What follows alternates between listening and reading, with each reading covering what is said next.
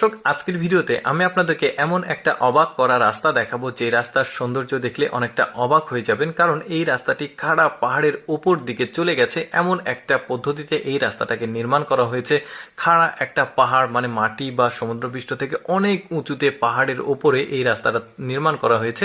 কেন এত কষ্ট করে এই রাস্তাটা তৈরি করা হয়েছে এই ভিডিওর শেষের দিকে গিয়ে বুঝতে পারবেন। কারণ এই রাস্তার ঠিক শেষের দিকে একটা চমৎকার দৃশ্য আপনারা দেখতে পাবেন, যে কারণে এত কষ্ট করে মানে এই রাস্তাটাকে নির্মাণ করা হয়েছে। এখন বলতে পারেন কাদের জন্য এই রাস্তাটা নির্মাণ করা হয়েছে? এটা মূলত ট্যুরিস্টদের জন্য, মানে যারা ভ্রমণ পিপাসু মানুষ থাকে তাদের জন্য এই রাস্তাটাকে নির্মাণ করা হয়েছে। আর এই রাস্তাতে কিন্তু গাড়ি চলাচল করে না, এই রাস্তাতে শুধুমাত্র হেঁটে মানে অনেকটা উঁচুতে অনেকটা নিচুতে অনেক কষ্ট করে হেঁটে যেতে হয়। এই যে দেখতে পাচ্ছেন সিঁড়ির রাস্তা এটা। আর এই রাস্তাটা কিন্তু খাড়া, একদম পাহাড়ের উপরে নিচে নদী দেখা যাচ্ছে, বেশ চমৎকার কিন্তু। আর একটু লক্ষ্য করে দেখবেন, একটু পর পর কিছু ভিউ পয়েন্ট, কিছু রিসোর্ট রয়েছে, কিছু হোটেল রয়েছে।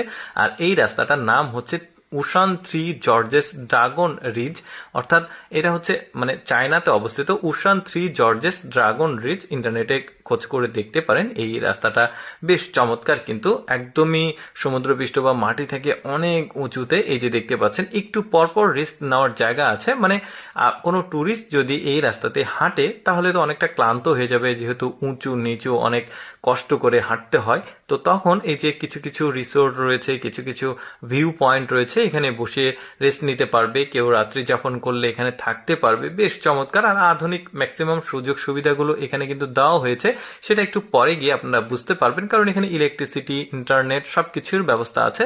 যারা ভ্রমণ পিপাসু মানুষ, প্রাকৃতিক সৌন্দর্য দেখতে অনেক পছন্দ করে, তাদের জন্য এই রাস্তাটাকে নির্মাণ করা হয়েছে। আর এই পয়েন্টটাকে দেখুন, এখানে সরাসরি গাড়ি নিয়ে এসে আবার এখান থেকে যাওয়া যায়। মানে এখানে অর্ধেক রাস্তার অংশ যেটা, সেটা মানে যারা পুরো রাস্তাটি হাঁটতে পারবে না তারা ওই অর্ধেক অংশে আবার গাড়ি নিয়ে আসতে পারবে, তারপরে গাড়ি রেখে আবার এখান থেকে বাকি অর্ধেক রাস্তা হেঁটে যেতে পারবে। সিঁড়ি বেয়ে ওঠা কিন্তু এতটাও সহজ না।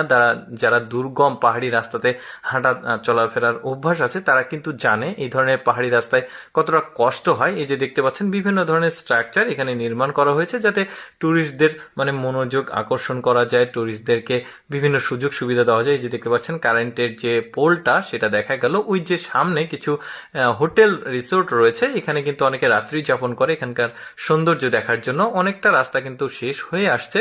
এই যে দেখতে পাচ্ছেন এখানে কিছু রিসোর্ট রয়েছে, যারা এখানে রাত্রি যাপন করতে চায়, প্রাকৃতিক সৌন্দর্যের রাত্রের ফিল নিতে চায়, তারা এখানে মানে হোটেল বুক দিতে পারে, রিসোর্ট বুক দিতে পারে। আর এইটাই হচ্ছে লাস্ট প্রান্ত। দেখুন এখান থেকে নদীর সৌন্দর্য, তারপরে একটা পাহাড়ি শহরের সৌন্দর্য, আশেপাশের যে প্রাকৃতিক সৌন্দর্য সেটা কিন্তু উপভোগ করতে পারে।